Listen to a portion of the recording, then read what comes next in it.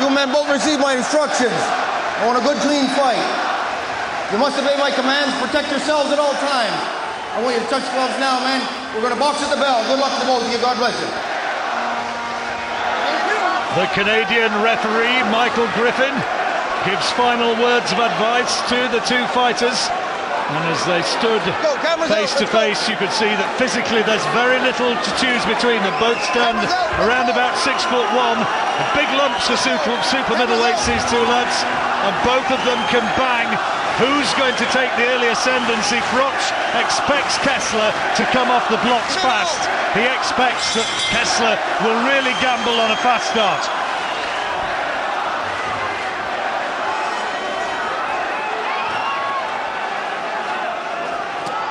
Terrific atmosphere. Will Kesler be inspired, or will it be a case of a few early nerves for the Dane? The noise deafening, really is, but both boxers just being a little bit cautious. Froch's customary left hand low, uses that left hand almost like a whip to get the jab off.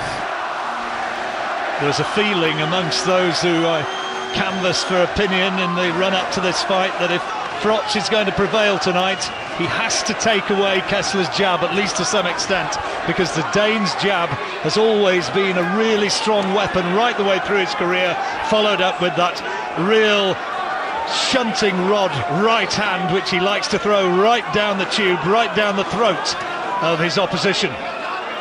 You know, Kesler taking centre to the ring, trying to take the ascendancy from Froch. Good right hand by Froch, sneak right hand, good jab by Froch. Froch happy at the moment just to stay on the back foot. Kesler's punches made a nice start here, Duke. He has made a good start, John. Sorry, Kesler's punch is just a little bit telegraphed there. Slow right hand, slow jab to the body.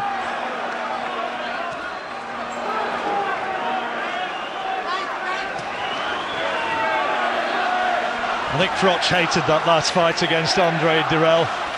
Although Dirrell's performance against Arthur Abraham puts it into context, very, very difficult man to look good against. Kesler produces an altogether different set of problems. He's going to be there in front of Froch and trying to match fire with fire.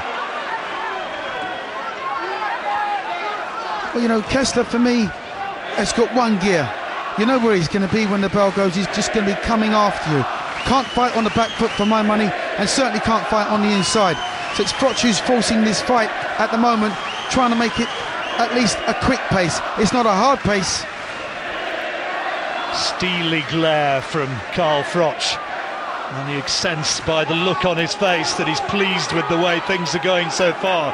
He's felt a couple from Kesler, felt a bit of the Dane's power. Nothing's landed on the button, and certainly the bulk of the hurtful punches, as a little bit of a word of admonishment from the referee is delivered, the bulk of the hurtful punches appear to be coming from Froch. Right, left hand dipped low there. There's that right hand over the top from Kesler, and a little shake of the head from Froch, as much as to say, you've got to do better than that, son. Well, Froch will be happy the way this round's going at the moment. Again, not a hard pace. Hard one to score. Remember, Froch is away from home. Well, for me, Froch started well. The judges, experienced, Guido Cavalieri, Daniel van der Wiel, do you understand me, all right?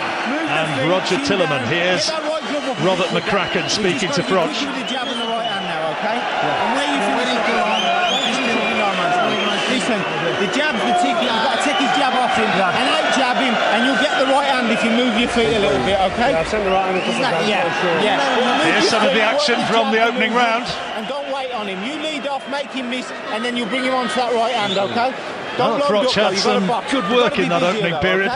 That was an Yeah, just trying the right hand for size, Froch. I've actually given that round even, John. I mean, I sided with Froch initially, but I've since changed my mind simply because Froch is in this guy's backyard.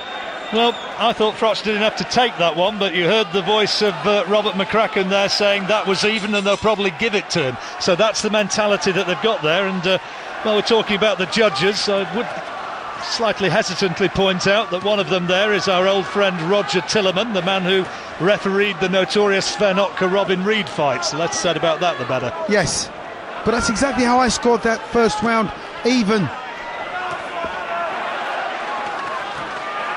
So Kesler just looking to try and up the pace if he can, trying to double jab the right hands to the body, trying to force Froch on the back foot.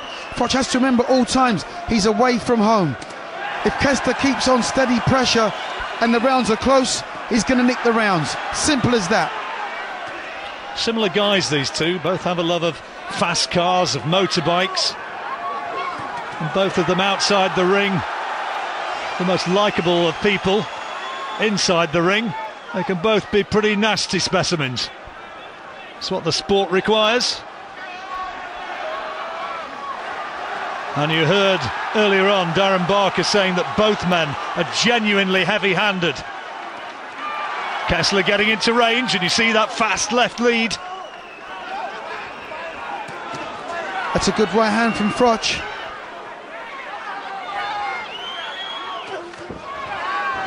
Froch just trying to lead up with that uppercut that he likes to throw, the long looping right uppercut he likes to throw. More variety in Froch's work. Kesler has been described a little bit uncharitably as a little bit of a one-trick pony, but if he is a one-trick pony, it's been a pretty successful trick. Well, again, the only thing I don't like about this fight where Froch is concerned at the moment is the fact that he's actually on the back foot. I know he's got a tactic in store, in plan, but right now it's Kesler who's on making the ascendancy in this fight, and he's on the front foot. He's looking for that right hand, Duke. It's a heavy jab by Kesler.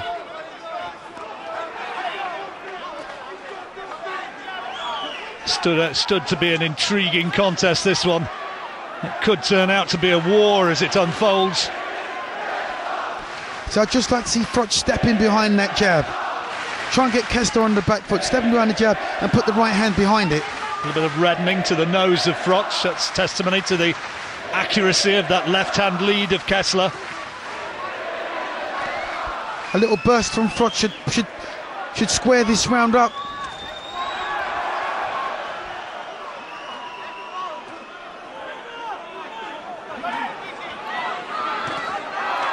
Robert McCracken, I saw a big interview with him earlier in the week, and he was saying the thing that you've got to recognise about Carl Froch is that as a man he is a great competitor. He will find a way, and he doesn't always get the credit, in his opinion, for being able to do that. But that was a better round for Kesler.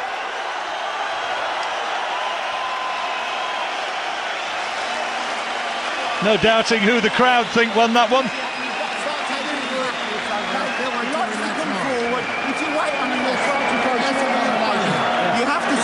Off. Now listen, Mikkel, you just started doing the right things now.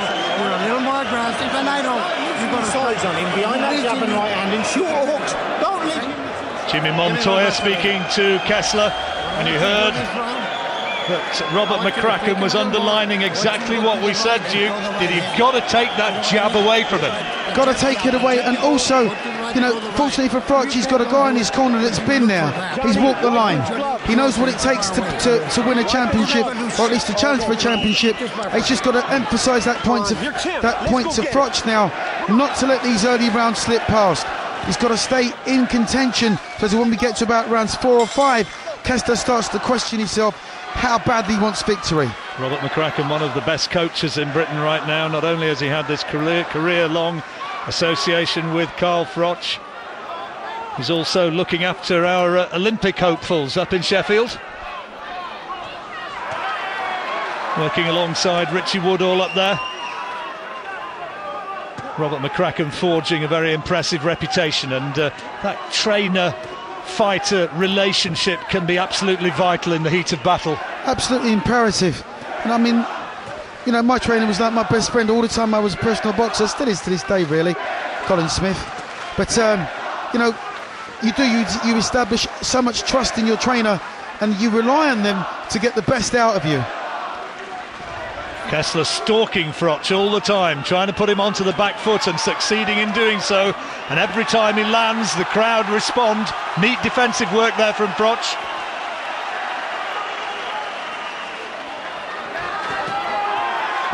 Decent body shot thrown through the right hand of Kesler, but Froch coming back.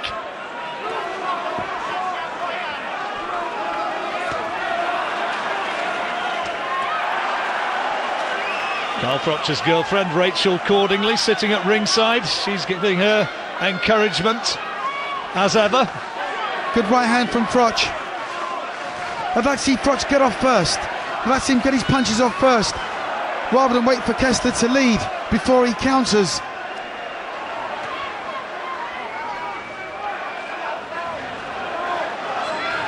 Just get the impression that this is a little bit of a phony war, that still to an extent feeling each other out here, although Kesler is being seen, I suspect, by the judges as the one who's dictating the fight, irrespective of whether or not he's landing the more hurtful punches.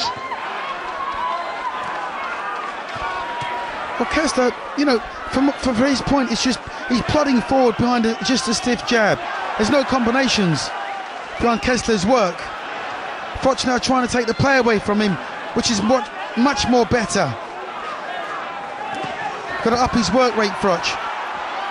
Kesler likes to fight like this, though, doesn't he? He likes to fight at range where he can just throw those 1-2s. Left hand lead, right cross. That's basically the staple diet of the Kesler work. Not a terrific infighter. He doesn't like to come up against a fighter who employs good lateral movement. You know, I've studied Kesler these last couple of weeks. Cannot fight on the back foot whatsoever. Can't fight on the inside. He's predominantly a right hand happy guy. You know, throws the double jab and comes back with the right hand. This is better from Froch. He's taking away the offensive of Kesler in the closing stages of that round.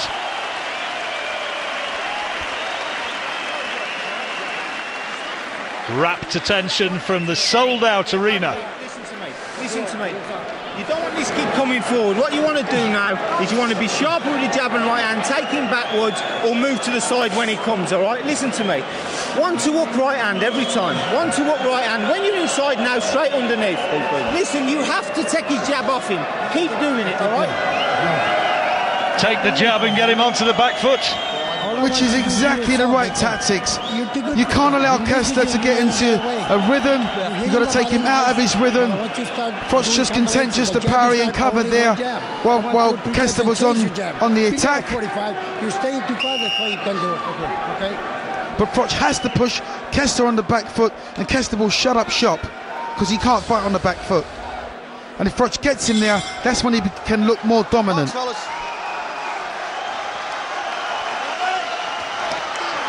See, Kesler always starts most of these rounds with a big body shot. Always throws the right hand to the body. Close fight so far. All depends how the three judges, two Belgians and Italian, depends how they read it. And again the chants go up. Kesler, Kesler. Not too many fans have been able to make it across from Nottingham for obvious reasons of transport difficulties. See, it's better work by Kesler at the moment.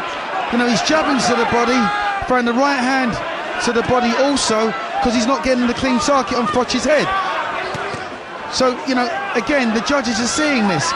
He's plodding forward, he's not bouncing forward, he's walking Froch down.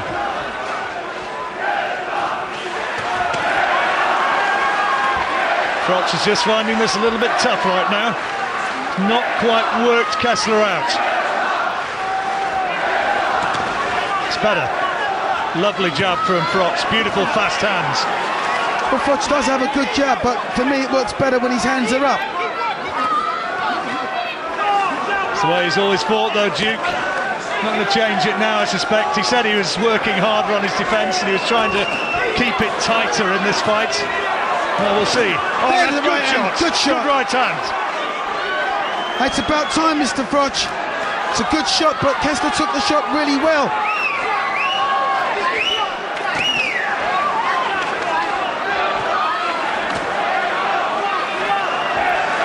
Starting to heat up in there now. It's starting to get good in there, John. But this is what Froch is all about. The guy's all heart. Big left hand from Kesler, but Froch came right back with power. Nice uppercut from Froch, right hand over the top from Froch. Both boxers been stopped in their tracks in this round. Hardest round of the fight so far. Both men teeing off with big shots. You sense with Froch that gladiatorial instinct is roused when he starts to get tagged.